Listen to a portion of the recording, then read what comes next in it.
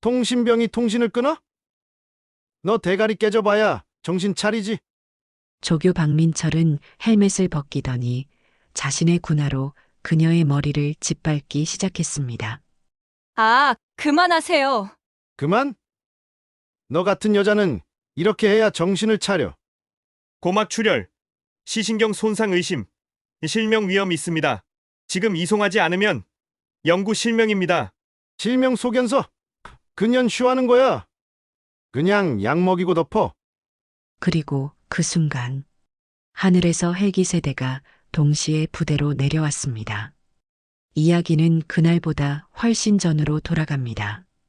평범한 군 생활을 하던 그녀가 어떻게 이 지경에 이르게 됐는지 구독과 좋아요 눌러주시고 지금부터 그 충격적인 진실 끝까지 확인해 보세요.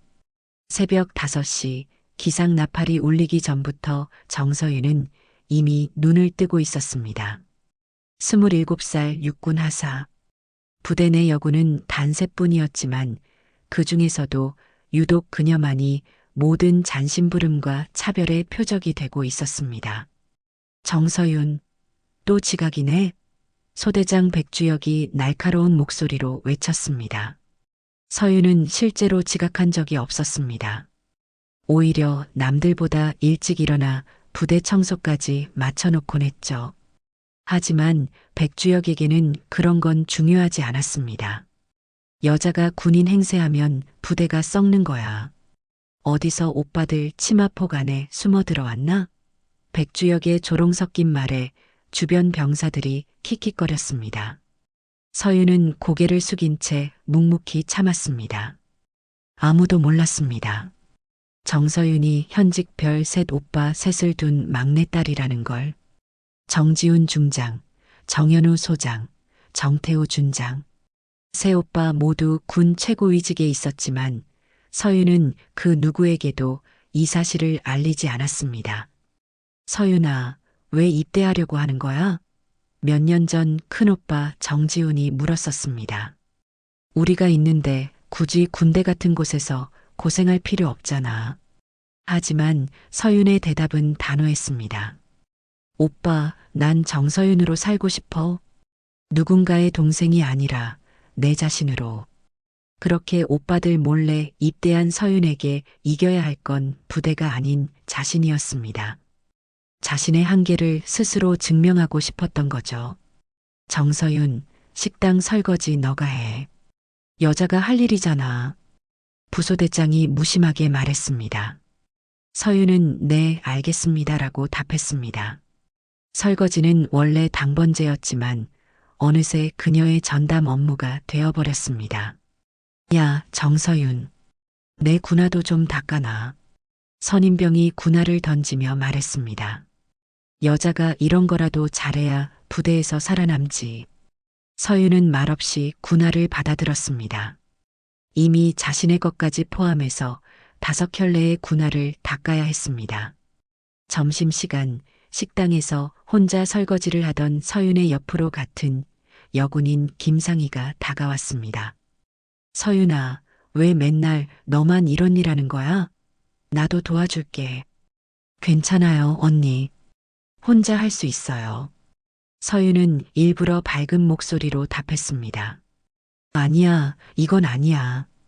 우리 셋이 돌아가면서 해야 하는 거잖아. 하지만 서윤은 고개를 저었습니다. 다른 여군들까지 괴롭힘을 당하게 하고 싶지 않았습니다. 정서윤, 화장실 청소도 너가 해. 여자 화장실이니까 내가 담당이야. 백주혁이 또다시 일을 떠넘겼습니다. 그리고 내일부터 내 생활관도 정리해놔. 이해했지? 네, 알겠습니다. 서윤은 답했지만 속으로는 분노가 끓어오르고 있었습니다. 저녁 점호 시간, 백주혁은 서윤을 다시 불러세웠습니다. 정서윤, 너 진짜 어느 집 딸이야? 설마 정말 높은 사람 동생인 건 아니지? 백주혁이 비웃으며 말했습니다. 만약 그렇다면 이미 전화 한 통 왔을 텐데 말이야. 서윤은 입을 꾹 다물었습니다. 사실 오빠들은 서윤의 입대 사실을 전혀 모르고 있었습니다. 서윤은 입대 전에 집을 나와 자취를 시작했고 연락도 최대한 피하고 있었습니다. 여자가 뭘 안다고 통신병을 했냐? 백주혁이 또다시 모욕적인 말을 던졌습니다. 군기 빠진 위장 여성이 군대에서 뭘 할 수 있겠어? 그냥 얌전히 설거지나 하고 살아. 서윤은 꾹 참고 자신의 업무에 집중했습니다. 통신 장비를 점검하고 무전기 상태를 확인하는 일. 그녀는 이 일만큼은 누구보다 완벽하게 해냈습니다. 기술적으로는 부대 내 최고 수준이었지만 아무도 인정해주지 않았습니다. 밤이 되어 생활관에 돌아온 서윤은 몰래 핸드폰을 확인했습니다. 새 오빠들로부터 수십 개의 부재중 전화와 메시지가 와 있었습니다. 서윤아, 왜 연락 안 해? 걱정된다. 큰오빠 지훈. 막내야, 전화 좀 받아. 둘째 오빠 현우. 서윤이 어디 있는 거야? 셋째 오빠 태우. 서윤은 핸드폰을 끄고 베개 속에 묻었습니다. 오빠들의 도움 없이 해내고 싶었지만 현실은 생각보다 훨씬 가혹했습니다. 내일도 견딜 수 있을 거야. 서윤은 혼자 중얼거렸습니다. 오빠들의 얼굴을 떠올리면서도 당당하게 말할 수 있는 그날을 기다렸습니다. 오빠들, 난 해냈어. 내 혼자 힘으로. 하지만 그날 밤 서윤은 아직 몰랐습니다. 앞으로 닥칠 시련이 그녀의 상상을 훨씬 뛰어넘을 것이라는 걸. 그리고 그 시련이 결국 숨겨왔던 진실을 세상에 드러내게 될 것이라는 걸. 다음 날 아침 서윤은 평소보다 더 일찍 일어나 통신장비 점검을 마쳤습니다. 오늘은 야외 훈련이 있는 날이었고 통신병인 서윤의 역할이 특히 중요했습니다. 정서윤, 무전기 상태 어때? 백주혁이 퉁명스럽게 물었습니다. 모든 장비 점검 완료했습니다. 이상 없습니다. 서윤은 정확하게 보고했습니다. 훈련장으로 이동하는 동안 서윤은 무거운 통신 장비를 혼자 운반해야 했습니다. 다른 병사들은 도와주지 않았고 오히려 여자가 그것도 못 들어? 라며 비웃기만 했습니다. 훈련이 시작되자 조교 박민철이 나타났습니다. 그는 부대 내에서도 악명 높은 가혹행위의 대명사였습니다. 오늘 훈련 목표는 완벽한 팀워크다. 한 명이라도 실수하면 전체가 책임진다. 박민철의 차갑고 위협적인 목소리가 훈련장에 울려 퍼졌습니다. 서윤은 본부와의 통신을 담당하며 훈련 상황을 실시간으로 보고해야 했습니다. 하지만 험한 지형을 이동하던 중 통신 장비에 작은 충격이 가해졌습니다. 본부, 이쪽 이소대입니다. 응답 바랍니다. 서윤이 무전기에 대고 말했지만 잡음만 들릴 뿐 명확한 응답이 오지 않았습니다. 야, 정서윤. 통신이 왜 안 되는 거야? 박민철이 성난 목소리로 소리쳤습니다. 죄송합니다. 지금 확인하겠습니다. 서윤은 당황하며 장비를 점검했습니다. 안테나 연결부에 미세한 이상이 생긴 것 같았습니다. 확인하겠습니다가 뭐야? 통신병이 통신을 끊어? 박민철이 서윤 앞으로 성큼성큼 다가왔습니다. 너 대가리 깨져봐야 정신 차리냐? 서윤은 필사적으로 장비를 수리하려 했지만 박민철의 위협적인 시선과 고함 소리에 손이 떨렸습니다. 전부대 집합, 박민철이 호각을 불었습니다. 통신병 때문에 전체 훈련이 망쳤다. 집단 기합이다. 다른 병사들이 원망스러운 눈빛으로 서윤을 바라봤습니다. 서윤은 자신 때문에 동료들이 고생하게 되었다는 죄책감에 가슴이 답답했습니다. 엎드려 뻗쳐. 박민철의 명령에 모든 병사들이 일제히 엎드렸습니다. 통신병 때문에 훈련이 망쳤으니까 책임져야지. 뜨거운 햇볕 아래서 30분간 계속된 기합. 서윤은 자신의 실수로 인해 동료들이 고생하는 모습을 보며 마음이 찢어지는 것 같았습니다. 기합이 끝난 후 박민철은 서윤만 따로 불러 세웠습니다. 정서윤, 너 진짜 여자 맞지? 이렇게 쓸모없는 여자 처음 봐. 박민철이 비웃으며 말했습니다. 통신병이 통신을 못하면 부대가 어떻게 되는지 알아? 죄송합니다. 다시는 이런 일이 없도록 하겠습니다. 서윤이 고개를 숙이며 사과했습니다. 사과로 끝날 일이 아니야. 박민철이 서윤의 헬멧을 벗겼습니다. 너 같은 여자가 군대에 있으면 전체가 위험해진다고. 그 순간 박민철은 자신의 군화를 벗더니 서윤의 머리를 짓밟기 시작했습니다. 아, 서윤이 비명을 질렀지만 박민철은 멈추지 않았습니다. 군화 할글래? 아니면 저녁 썼을래? 박민철이 차가운 목소리로 물었습니다. 여자가 남자들과 똑같이 대우받고 싶다면서? 그럼 이 정도는 참아야지. 서윤의 머리에서 피가 흘러내렸습니다. 박민철의 군화 밑창에 박힌 흙과 돌멩이가 서윤의 두피를 긁었습니다. 그만하세요. 서윤이 간신히 소리쳤지만 박민철은 오히려 더 강하게 짓밟았습니다. 그만하라고? 여자가 명령하는 거야? 박민철이 웃으며 말했습니다. 너 같은 여자는 이렇게 해야 정신 차린다고. 다른 병사들은 모두 고개를 돌리고 있었습니다. 누구도 서윤을 도와주지 않았습니다. 훈련이 끝나고 부대로 돌아온 그날 밤, 서윤은 심한 두통을 느꼈습니다. 머리에서 계속 피가 스며 나왔고 시야가 흐릿해지기 시작했습니다. 언니, 괜찮아? 얼굴이 너무 창백한데. 같은 여군인 김상희가 걱정스럽게 물었습니다. 괜찮아.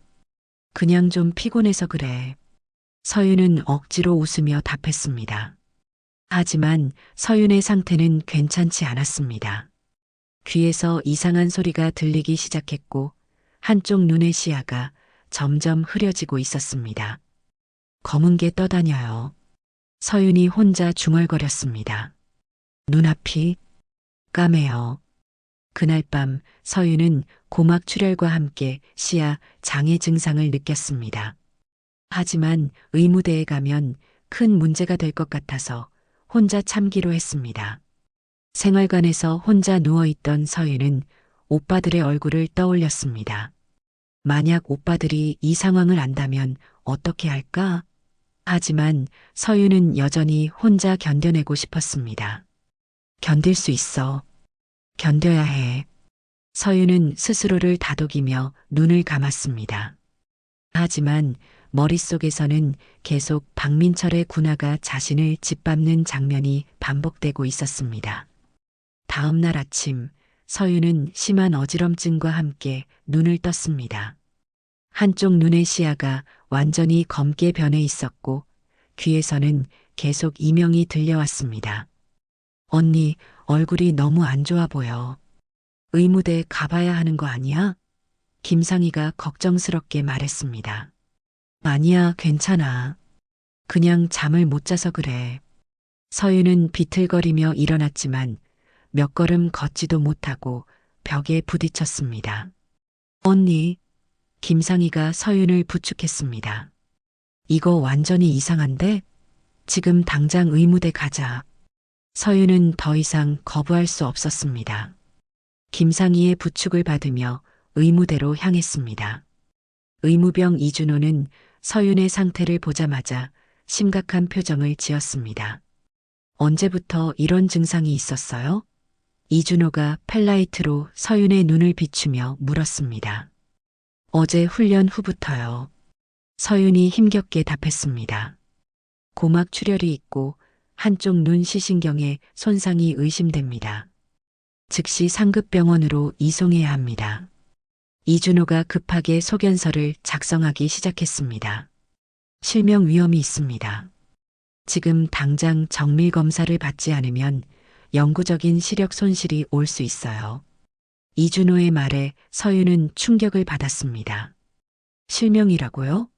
서윤의 목소리가 떨렸습니다.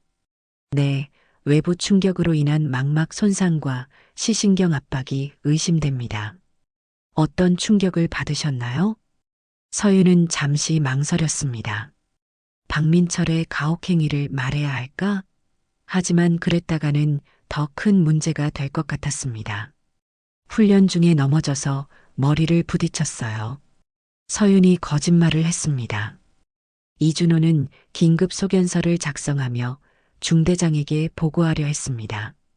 그런데 그때 중대장 이기수가 의무대로 들어왔습니다. 무슨 일인가?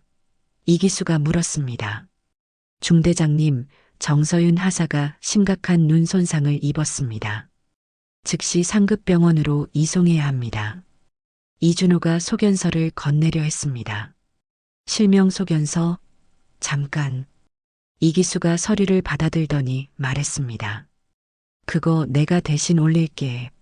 하지만 중대장님, 이건 응급 상황입니다. 지금 당장 내가 알아서 할 테니까 너는 신경 쓰지 마. 이기수가 소견서를 가지고 의무대를 나갔습니다. 이준호는 불안한 표정으로 서윤을 바라봤습니다. 정서윤 하사, 일단 안정을 취하세요. 곧 상급병원으로 이송될 거예요. 하지만 시간이 지나도 이송 명령은 내려오지 않았습니다. 서윤의 상태는 점점 악화되고 있었습니다. 한편 중대장실에서는 소견서가 파쇄기 안에서 갈갈이 찢어지고 있었습니다. 실명 소견서라니 큰일 날 뻔했네. 이기수가 혼자 중얼거렸습니다. 여자 하나 때문에 부대 전체가 감사받을 뻔했어. 그날 밤 간부들의 비공식 회의가 열렸습니다. 정서윤 그년이 별셋 동생이란 말도 다 뻥이래. 백주혁이 말했습니다. 진짜였으면 벌써 난리 났을 거 아니야. 그럼 그렇지. 여자가 허풍 떨면서 겁주려고 한 거야. 박민철이 비웃었습니다. 실명 정도야 묻어가면 그만이지. 여자가 뭘 어쩌겠어.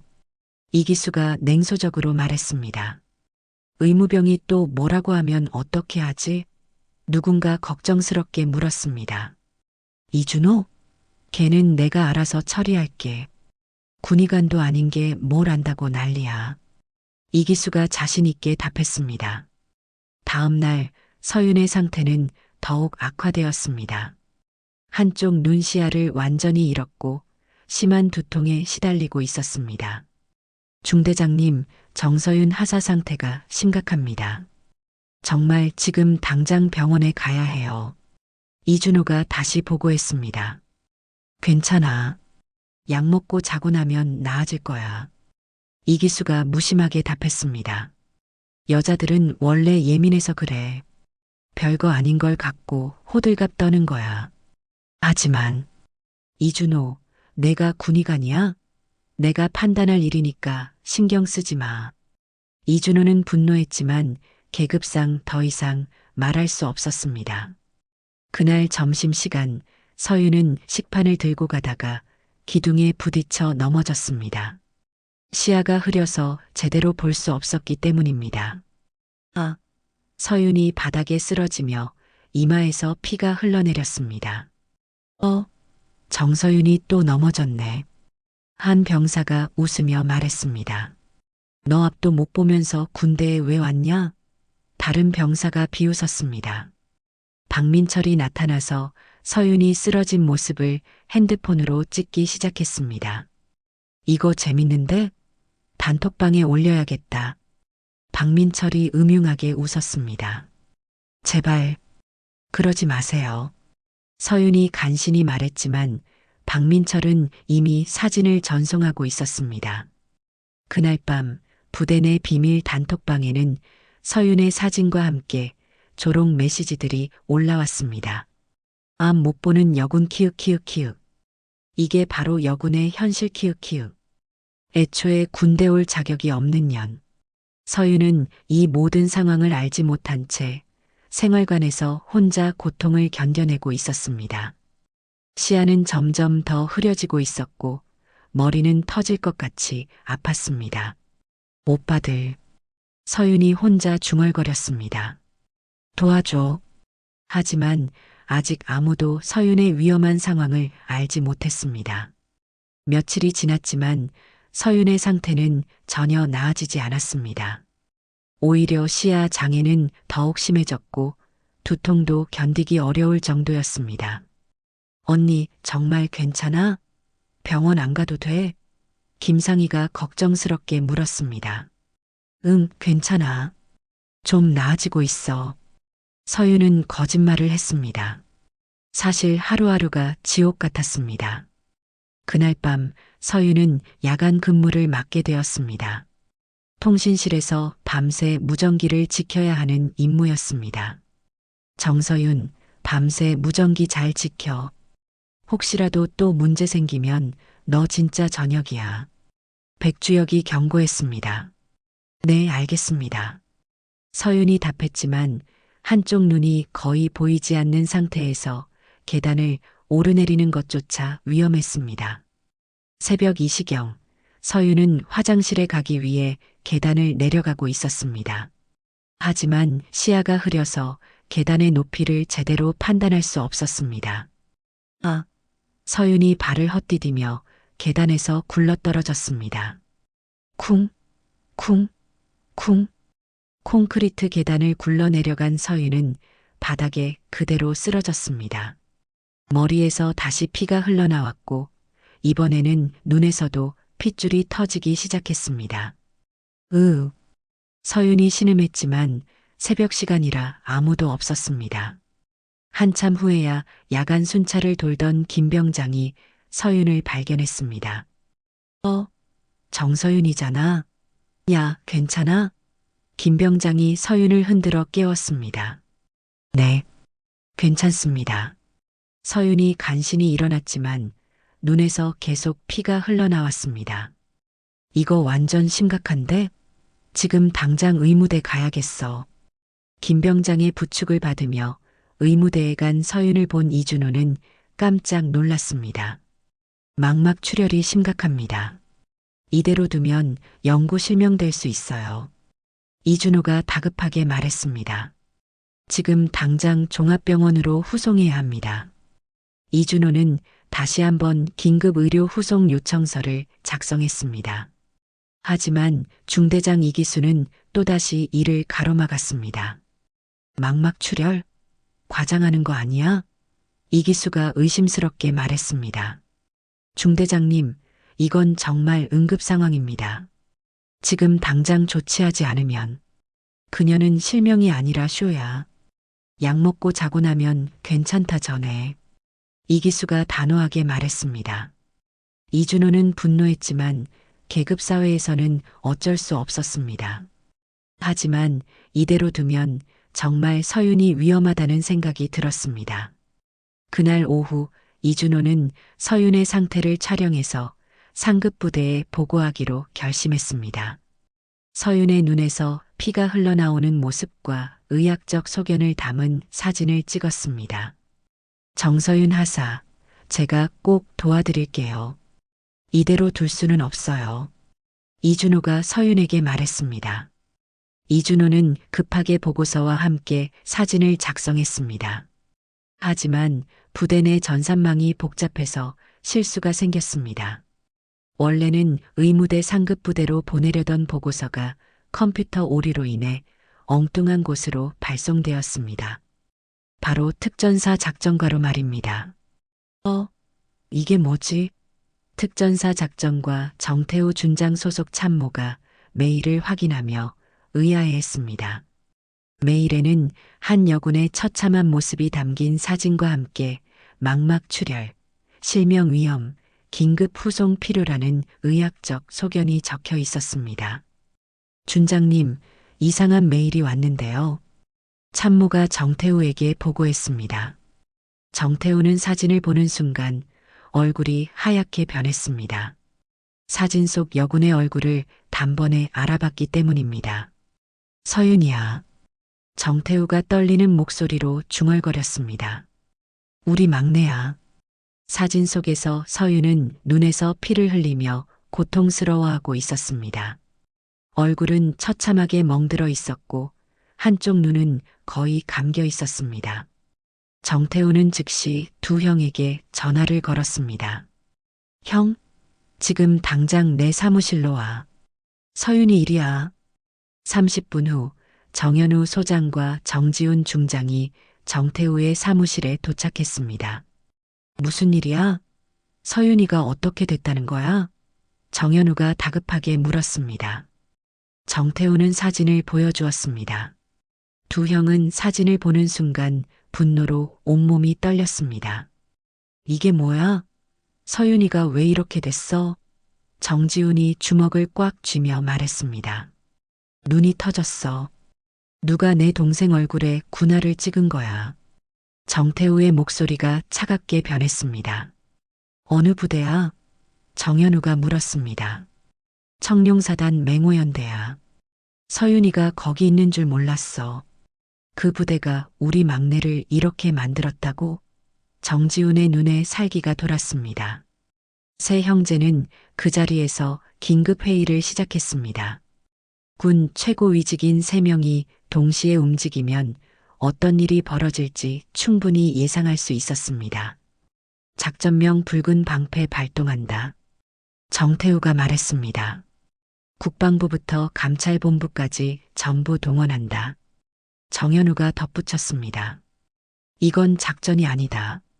정지훈이 차갑게 말했습니다. 내 동생한테 한 짓 그대로 전 부대에 적용한다. 그날 밤 국방부와 감찰본부에는 긴급 지시가 내려졌습니다. 3명의 장군이 동시에 한 부대를 향해 움직인다는 전례 없는 상황이 벌어지고 있었습니다. 한편 서윤은 생활관에서 홀로 고통을 견뎌내고 있었습니다. 아직 오빠들이 자신을 찾고 있다는 사실을 전혀 모른 채로 말입니다. 다음 날 새벽 5시 국방부 지하작전실에는 전례 없는 상황이 벌어지고 있었습니다. 정지훈 중장, 정현우 소장, 정태우 준장 세 형제가 한자리에 모인 것입니다. 청룡사단 맹호연대 전 간부진 명단 올려. 정지훈이 차가운 목소리로 명령했습니다. 중대장 이기수, 소대장 백주혁, 조교 박민철, 참모가 명단을 읽어 내려갔습니다. 이 새끼들이 우리 막내를 이렇게 만든 거야? 정현우의 목소리에 분노가 섞여 있었습니다. 정태우는 서윤의 사진을 다시 한번 들여다봤습니다. 눈에서 피를 흘리며 고통스러워하는 막내의 모습에 주먹이 저절로 쥐어졌습니다. 3시간 뒤 작전명 붉은 방패 발동한다. 정태우가 공식적으로 선언했습니다. 국방부 감찰본부로 직통 연결해. 정지훈이 명령했습니다. 감찰본부장이 급하게 전화를 받았습니다. 네, 중장님. 무슨 일이십니까? 청룡사단 맹호연대 긴급 감찰한다. 지금 당장 감찰팀 출동시켜. 알겠습니다. 그런데 무슨 사안입니까? 여군 가혹행위 은폐 사건이다. 실명 위기까지 간 상황인데 의료보고서를 파쇄했어. 감찰본부장은 심각성을 깨달았습니다. 즉시 특별감찰팀을 파견하겠습니다. 한편 수도방위 사령부에서는 정현우 소장이 직접 헬기 출동을 지시하고 있었습니다. 수송기 일대 헬기 3대 준비해. 청룡사단으로 긴급 출동한다. 소장님, 무슨 작전입니까? 작전이 아니다. 내 여동생을 구하러 가는 거야.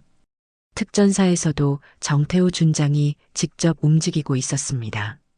전 특전사 대령급 이상 간부들 소집해. 지금 당장. 준장님, 갑작스럽게 무슨. 질문하지 말고 명령만 따라. 30분 내에 전부 집합. 오전 7시 세 형제는 다시 한번 통화했습니다. 형들, 준비됐어? 정태우가 물었습니다. 응. 헬기 3대 준비 완료. 정현우가 답했습니다. 감찰팀도 대기 중이야. 언제든 출동 가능해. 정지훈이 말했습니다. 그럼 지금 출발한다. 우리 서윤이 더 이상 고통받게 둘 수 없어. 청룡사단 맹호연대에서는 평범한 아침이 시작되고 있었습니다. 아무도 몰랐습니다.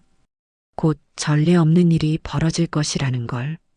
서윤은 여전히 의무대에서 고통스러워하고 있었습니다. 눈의 출혈은 멈추지 않았고 시야는 더욱 흐려지고 있었습니다. 정서윤 하사, 조금만 더 참아보세요. 제가 다른 방법을 찾아볼게요. 이준호가 안타깝게 말했습니다. 하지만 이기수 중대장은 여전히 서윤의 후송을 막고 있었습니다. 의무병, 괜히 호들갑 떨지 마. 여자들은 원래 예민하다니까. 오전 8시 30분 청룡사단 상공에 수송기 일대가 나타났습니다. 이어서 헬기 3대가 차례로 접근했습니다. 저게 뭐야? 한 병사가 하늘을 가리키며 말했습니다. 헬기가 왜 이렇게 많이 와? 부대 내에 긴장감이 돌기 시작했습니다. 평상시에는 볼 수 없는 광경이었기 때문입니다. 헬기들이 부대 연병장에 착륙하기 시작했습니다. 첫 번째 헬기에서 정지훈 중장이 내렸습니다. 두 번째 헬기에서는 정현우 소장, 세 번째 헬기에서는 정태우 준장이 내렸습니다. 뭐야? 장군이 3명이나? 별셋이 동시에 왔다고? 부대 전체가 술렁이기 시작했습니다. 이런 상황은 전례가 없었습니다. 백주혁은 멀리서 이 광경을 보고 얼굴이 하얗게 변했습니다. 설마 진짜로 정서윤이 별셋 동생인 건 아니겠지? 박민철도 마찬가지였습니다. 자신이 찍어서 단톡방에 유포한 사진이 떠올랐습니다. 아니야, 그럴 리 없어. 다른 일로 온 거야. 하지만 새 장군의 표정은 심상치 않았습니다. 특히 정지훈 중장의 얼굴에는 차가운 분노가 서려 있었습니다. 부대장이 급하게 달려와서 격려했습니다. 청룡사단 맹호연대장 김대진 대령입니다. 갑작스러운 방문에 연대장, 우리가 왜 왔는지 알아? 정지훈이 차갑게 물었습니다. 죄송하지만 모르겠습니다. 정서윤 하사 알아? 김대진 연대장은 순간 당황했습니다. 정서윤 하사요? 네, 우리 부대 소속입니다만. 그 하사가 우리 여동생이야. 정현우가 말했습니다. 연대장의 얼굴이 창백해졌습니다. 여동생이라고요? 내 막내 동생이 지금 실명 위기에 있다고. 정태우의 목소리가 얼음처럼 차가웠습니다. 그 순간 부대 전체가 정적에 휩싸였습니다. 백주혁과 박민철은 뒷걸음질 치기 시작했습니다. 지금 당장 정서윤 하사를 데려와. 정지훈이 명령했습니다. 그리고 중대장 이기수, 소대장 백주혁, 조교 박민철 즉시 소집해.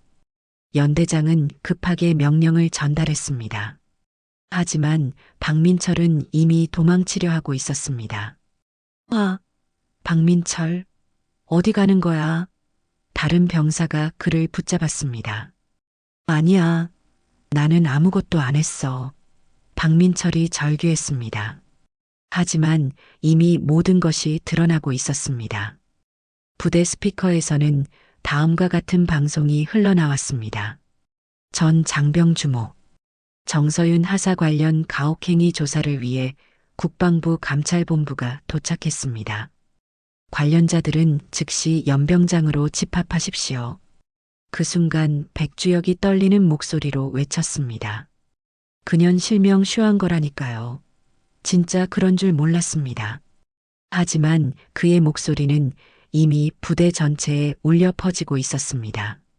자신도 모르게 모든 것을 자백한 셈이었습니다. 세 형제는 서로를 바라보며 고개를 끄덕였습니다. 이제 진짜 심판의 시간이 시작될 것입니다. 연병장에는 삽시간에 전 부대 장병들이 집합했습니다. 3명의 장군이 동시에 한 부대에 나타난 것은 군 역사상 전례가 없는 일이었습니다.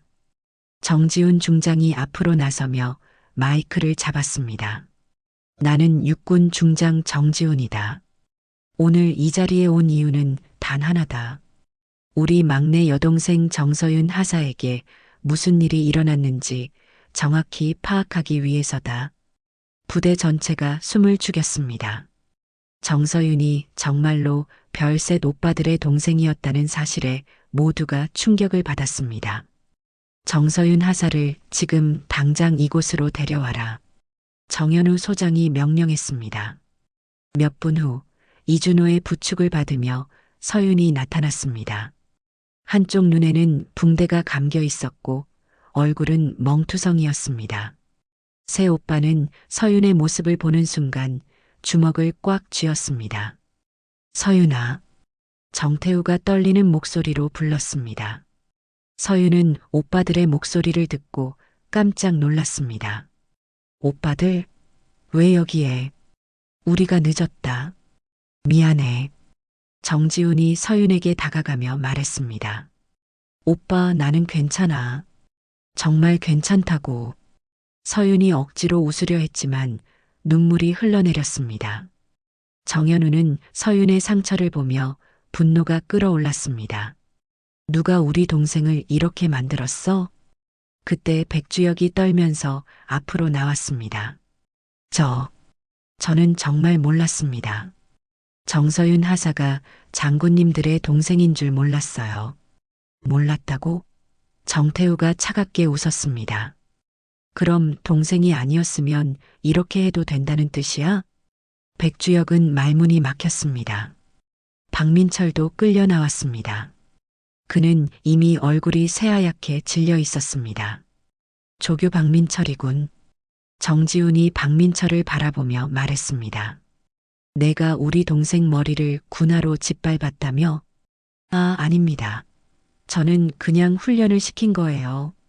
박민철이 절규했습니다. 훈련? 정현우가 비웃었습니다. 여군의 머리를 군화로 짓밟는 게 훈련이야? 그때 이준호가 앞으로 나와서 증언했습니다. 보고드리겠습니다. 정서윤 하사는 박민철 조교에 의해 머리를 군화로 짓밟혀 심각한 외상을 입었습니다. 그 결과 고막 출혈과 망막 손상이 발생했고 실명 위험 상황까지 갔습니다. 그런데 왜 즉시 병원에 후송하지 않았지? 정태우가 물었습니다. 중대장 이기수가 의료 후송을 막았습니다. 심지어 제가 작성한 긴급 소견서를 파쇄했습니다. 이기수가 급하게 변명했습니다. 그건 오해입니다. 여군들이 원래 예민해서. 예민하다고? 정지훈의 목소리에 살기가 돌았습니다. 내 동생이 눈에서 피를 흘리는데 예민하다고? 그때 한 병사가 앞으로 나와서 증언했습니다. 보고합니다. 박민철 조교가 정서윤 하사의 사진을 찍어서 단톡방에 유포했습니다. 뭐라고? 정현우가 성난 목소리로 물었습니다. 정서윤 하사가 시야 장애로 넘어진 모습을 찍어서 조롱 메시지와 함께 올렸습니다. 박민철은 이제 완전히 무너졌습니다. 죄송합니다. 정말 죄송합니다. 저는 그냥 뭐? 정태우가 차갑게 물었습니다. 여자가 군대에 있으면 안 된다고 생각해서. 그 순간 연병장에 있던 모든 병사들이 경악했습니다. 박민철의 발언은 명백한 성차별적 사고를 드러낸 것이었습니다. 정지훈이 마이크를 잡고 부대 전체에 말했습니다. 잘 들어라. 대한민국 군대에서 성별을 이유로 한 차별은 절대 용납되지 않는다. 여군이든 남군이든 모두 동등한 대한민국의 군인이다. 그리고 가혹행위는 더더욱 용납될 수 없다. 특히 의료보고를 은폐하는 것은 중대한 범죄 행위다. 정현우가 이어서 말했습니다. 박민철, 백주혁, 이기수, 너희들은 지금부터 감찰본부 조사를 받게 될 것이다. 그리고 그 결과에 따라 법적 처벌을 받을 것이다. 그때 감찰본부 팀이 도착했습니다. 팀장이 앞으로 나와서 보고했습니다. 국방부 감찰본부 특별조사팀입니다. 지금부터 청룡사단 맹호연대 가혹행위 은폐 사건에 대한 조사를 시작하겠습니다. 박민철과 백주혁, 이기수는 수갑이 채워졌습니다. 실명당할 뻔한 여군을 조롱하고 의료보고를 은폐한 혐의로 긴급 체포합니다. 박민철이 마지막으로 외쳤습니다. 저는 정말 몰랐어요. 정서윤이 장군님들 동생인 줄 몰랐다고요. 정태우가 차갑게 답했습니다. 그게 중요한 게 아니야. 내가 한 짓 자체가 잘못된 거야. 누구든 상관없이 그런 짓을 하면 안 되는 거라고. 서윤은 오빠들 곁에서 이 모든 상황을 지켜보고 있었습니다. 그동안 혼자 견뎌야 했던 고통이 마침내 세상에 드러나고 있었습니다. 오빠들. 서윤이 조용히 말했습니다. 고마워. 새 오빠는 서윤을 감싸 안았습니다. 서윤아, 이제 괜찮을 거야. 오빠들이 지켜줄게. 정지훈이 말했습니다. 그리고 다시는 이런 일이 일어나지 않도록 할 거야. 정현우가 덧붙였습니다. 연병장에 있던 모든 병사들은 이 광경을 지켜보며 깊은 감동을 받았습니다. 동시에 가혹행위와 성차별이 얼마나 심각한 문제인지 깨달았습니다. 정태우가 마지막으로 부대 전체에 말했습니다. 앞으로 이 부대에서는 그 누구도 성별이나 계급을 이유로 차별받지 않을 것이다. 그리고 가혹행위는 절대 용납되지 않을 것이다. 일주일 후 국방부 대회의실에는 전례 없는 공개 청문회가 열렸습니다. 청룡사단 맹호연대 가혹행위 은폐 사건에 대한 공식 조사 결과 발표의 자리였습니다. 대회의실에는 국방부 고위 간부들과 언론진, 그리고 피해자인 정서윤과 새오빠가 참석했습니다. 가해자들인 박민철, 백주혁, 이기수도 수갑을 찬 채 출석했습니다. 감찰본부장이 마이크 앞에 섰습니다. 지난 일주일간 철저한 조사를 실시한 결과 청룡사단 맹호연대에서 발생한 여군 가혹행위 및 의료보고 은폐 사건의 전모가 밝혀졌습니다. 회의실이 조용해졌습니다. 모든 이들이 조사 결과에 주목하고 있었습니다. 먼저 조교 박민철의 범죄 행위부터 발표하겠습니다. 감찰본부장이 조사보고서를 읽기 시작했습니다. 박민철은 훈련 중 정서윤 하사의 머리를 군화로 반복해서 짓밟아 고막 출혈과 망막 손상을 야기했습니다.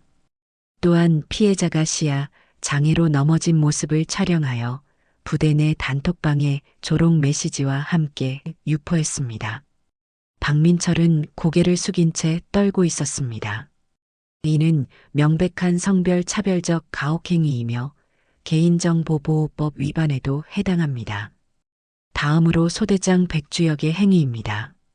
감찰본부장이 계속해서 발표했습니다.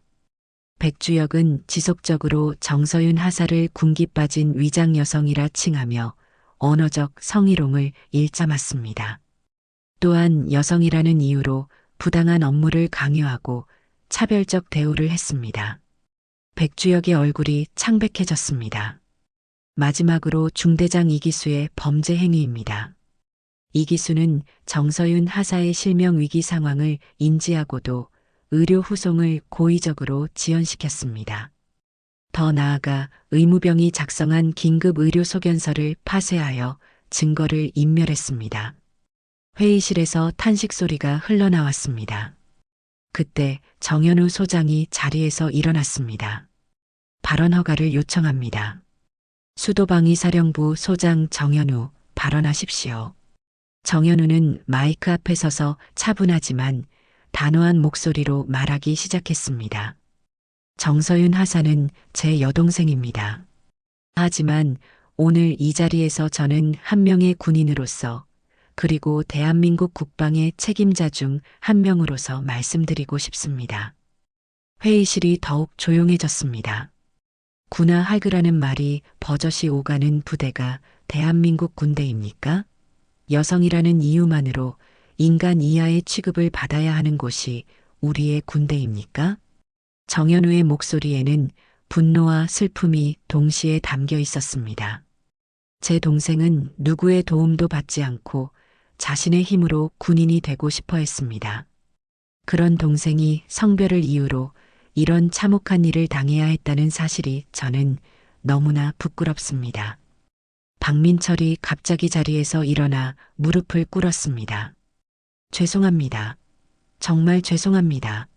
저는 정말 몰랐어요. 하지만 정현우는 차갑게 말했습니다. 몰랐다는 게 변명이 될 수 있다고 생각하십니까? 당신이 괴롭힌 건 제 동생이 아니라 대한민국의 한 군인이었습니다. 백주혁도 떨리는 목소리로 사과했습니다. 정말 죄송합니다. 제가 잘못했습니다. 그때 정지훈 중장이 일어났습니다. 이제 처벌을 발표하겠습니다. 정지훈이 차가운 목소리로 선고하기 시작했습니다. 조교 박민철, 여성 병사에 대한 가혹행위, 개인정보보호법 위반, 부대 내 질서 문란 혐의로 군사법원에 송치합니다. 계급은 즉시 박탈되며 영구 제명 처분합니다. 박민철의 어깨에 달린 계급장이 뜯겨나갔습니다. 소대장 백주혁, 지속적인 성희롱 및 차별적 대우, 부하관리 소홀 혐의로 계급 강등 및 전역 처분합니다. 백주혁의 계급장도 제거되었습니다. 중대장 이기수, 의료보고 은폐, 증거인멸, 지휘관으로서의 책임 유기 혐의로 군사법원 송치 및 계급 박탈 처분합니다. 이기수는 이미 절망적인 표정으로 고개를 떨구고 있었습니다. 정태호 준장이 마지막으로 일어났습니다. 앞으로 대한민국 군대에서는 성별, 출신, 배경을 이유로 한 그 어떤 차별도 용납되지 않을 것입니다. 그리고 가혹행위를 목격하고도 신고하지 않는 것 역시 공범으로 간주될 것입니다. 회의실에 있던 모든 군 간부들이 고개를 끄덕였습니다. 서윤이 조용히 자리에서 일어났습니다. 아직 한쪽 눈에는 붕대가 감겨 있었지만 그녀의 눈빛은 이전보다 훨씬 당당했습니다. 발언하겠습니다. 정서윤 하사, 발언하십시오. 서윤은 천천히 마이크 앞에 섰습니다. 저는 오빠들의 힘을 빌리고 싶지 않았습니다. 하지만 이 일을 통해 깨달았습니다. 혼자서는 바꿀 수 없는 것들이 있다는 걸. 서윤의 목소리는 떨리지 않았습니다. 앞으로는 더 많은 여군들이 당당하게 군복을 입을 수 있기를, 그리고 성별에 상관없이 모든 군인이 존중받을 수 있기를 바랍니다. 회의실에서 박수가 터져 나왔습니다. 국방부 장관이 마지막으로 발언했습니다. 오늘 이 사건을 계기로 대한민국 국방부는 성평등 정책을 더욱 강화하고 가혹행위 근절을 위한 제도적 개선을 약속드립니다. 청문회가 끝난 후 새 오빠는 서윤을 감싸 안았습니다. 서윤아, 정말 자랑스럽다. 정지훈이 말했습니다. 이제 정말 끝났어. 정현우가 안도의 한숨을 내쉬었습니다. 하지만 서윤에게는 아직 하나의 결정이 남아 있었습니다. 청문회가 끝난 지 한 달 후 서윤은 군병원에서 마지막 검진을 받고 있었습니다. 의사가 차트를 보며 말했습니다. 다행히 한쪽 눈 시력은 많이 회복되었습니다. 완전한 회복은 어렵지만 일상생활에는 큰 지장이 없을 것 같아요. 서윤은 고개를 끄덕였습니다. 한쪽 눈의 시력은 영구적으로 손상되었지만 그것보다 더 소중한 것을 얻었다는 생각이 들었습니다. 병원을 나와 새 오빠와 함께 공원을 걷던 서윤이 조용히 말했습니다. 오빠들, 나 전역하려고 해. 새 오빠는 잠시 말을 잇지 못했습니다. 서윤아, 그럴 필요 없어. 이제 아무도 너를 괴롭히지 않을 거야. 정현우가 말했습니다. 아니야, 오빠. 이건 두려움 때문이 아니야. 서윤이 미소 지으며 답했습니다. 나는 이제 내가 원하는 일을 찾고 싶어. 정태우가 물었습니다. 무슨 일을 하고 싶은데? 여군들을 도와주는 일. 나 같은 일을 겪는 사람들이 없도록 하는 일 말이야. 정지훈이 서윤의 어깨에 손을 올렸습니다. 좋은 생각이야. 내가 하고 싶은 일을 해. 하지만 조건이 하나 있어. 서윤이 장난스럽게 말했습니다. 앞으로는 정서윤으로 당당하게 살 거야. 오빠들 동생이라는 걸 숨기지 않고 새오빠가 웃었습니다. 그럼 당연하지. 우리 자랑스러운 막내 동생인데 정현우가 말했습니다. 한 달 후 서윤의 저녁식이 열렸습니다. 청룡사단 맹호연대는 이미 완전히 달라져 있었습니다. 새로 부임한 연대장과 간부들은 성평등과 인권을 최우선 가치로 삼고 있었습니다. 저녁식에서 새로운 연대장이 서윤에게 감사패를 전달했습니다. 정서윤 하사의 용기 덕분에 우리 부대가 변할 수 있었습니다. 진심으로 감사드립니다. 서윤은 부대 장병들 앞에서 마지막 인사를 했습니다. 저는 이 부대에서 힘든 시간을 보냈지만 동시에 소중한 것도 배웠습니다. 침묵하면 아무것도 바뀌지 않는다는 것, 그리고 용기를 내면 세상을 바꿀 수 있다는 것을요. 부대 전체에서 박수가 터져 나왔습니다. 특히 여군들의 박수가 가장 컸습니다. 저녁 후 서윤은 국방부 산하 여군 지원센터에서 일하기 시작했습니다. 군내 성희롱과 가혹행위를 신고받고 상담하는 일이었습니다.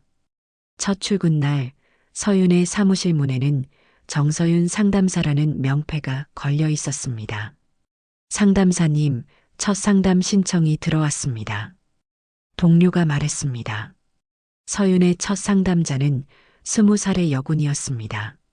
그녀는 부대에서 성희롱을 당하고 있지만 신고하기가 두렵다고 했습니다. 괜찮아요. 천천히 말해보세요. 서윤이 따뜻하게 말했습니다. 하지만 신고하면 제가 더 힘들어질 것 같아요. 부대에서 왕따 당할 수도 있고, 제가 예전에 그랬어요. 서윤이 자신의 경험을 조심스럽게 들려주었습니다. 저도 처음에는 혼자 참으려고 했어요. 하지만 침묵한다고 해서 상황이 나아지지는 않더라고요. 여군의 눈에서 눈물이 흘렀습니다. 상담사님도 그런 일을 겪으셨어요? 네. 그리고 지금 이 자리에 앉아 있어요. 당신도 할 수 있어요. 그날 이후 서윤의 상담실에는 많은 군인들이 찾아왔습니다. 여군뿐만 아니라 남군들도 왔습니다. 가혹행위를 당한 사람들, 부당한 차별을 받은 사람들이 서윤을 찾았습니다. 6개월 후 서윤은 국회에서 열린 국정감사에 참고인으로 출석했습니다. 정서윤 상담사님, 여군 지원센터 운영 현황에 대해 말씀해 주세요. 지난 6개월간 총 247건의 상담이 접수되었습니다. 그중 73%가 해결되었고 나머지도 해결 과정에 있습니다. 놀라운 성과입니다. 비결이 무엇입니까? 서윤이 마이크에 대고 말했습니다. 피해자의 입장에서 생각하고 절대 혼자가 아니라는 것을 느끼게 해주는 것입니다. 그리고 무엇보다 용기를 내도록 격려하는 것이죠. 국정감사를 지켜보던 새 오빠들은 뿌듯한 표정을 지었습니다. 그날 저녁 가족 식사 자리에서 정지훈이 말했습니다. 서윤아, 정말 자랑스럽다. 내가 군대를 더 좋은 곳으로 만들고 있구나. 우리가 지켜줬어야 했는데 오히려 내가 우리를 더 성장시켜줬어. 정현우가 덧붙였습니다. 정태우가 서윤의 손을 잡으며 말했습니다. 미안하다. 우리가 늦게 찾아가서 오빠들 그 일이 있었기 때문에 지금의 내가 있는 거야. 서윤이 환하게 웃었습니다. 그리고 정말 소중한 걸 깨달았어. 뭘? 눈앞이 안 보였던 건 그날 사람들이 나를 사람이 아닌 존재로 봤기 때문이었어. 지금은 보여. 누가 끝까지 함께할 사람인지. 서윤은 한쪽 눈의 시력을 잃었지만 그 대신 더 많은 것을 볼 수 있게 되었습니다. 세상의 불의와 차별, 그리고 그것을 바꿀 수 있는 희망을 말입니다. 1년 후 서윤의 이야기는 다큐멘터리로 제작되어 전국에 방영되었습니다. 제목은 밝은 쪽 눈으로였습니다. 다큐멘터리 마지막 장면에서 서윤이 말했습니다. 저는 한쪽 눈을 잃었지만 더 많은 것을 얻었습니다. 용기를 내는 법, 침묵하지 않는 법, 그리고 세상을 바꿀 수 있다는 믿음을요. 지금도 어딘가에서 혼자 고통받고 있는 분들에게 말하고 싶어요. 당신은 혼자가 아닙니다. 용기를 내세요. 세상은 분명히 바뀔 수 있습니다. 화면이 서서히 밝아지며 서윤이 상담실에서 다른 피해자를 돕는 모습으로 마무리되었습니다. 그녀의 얼굴에는 평온하고 따뜻한 미소가 떠올라 있었습니다. 한 사람의 용기가 세상을 바꿀 수 있다는 희망찬 메시지 어떠셨나요? 이 채널에서는 앞으로도 여러분의 마음을 따뜻하게 어루만져 드릴 이야기들을 준비하고 있습니다. 좋아요와 구독으로 함께 해주시고 오늘 이야기에 대한 여러분의 소중한 생각을 댓글로 들려주세요.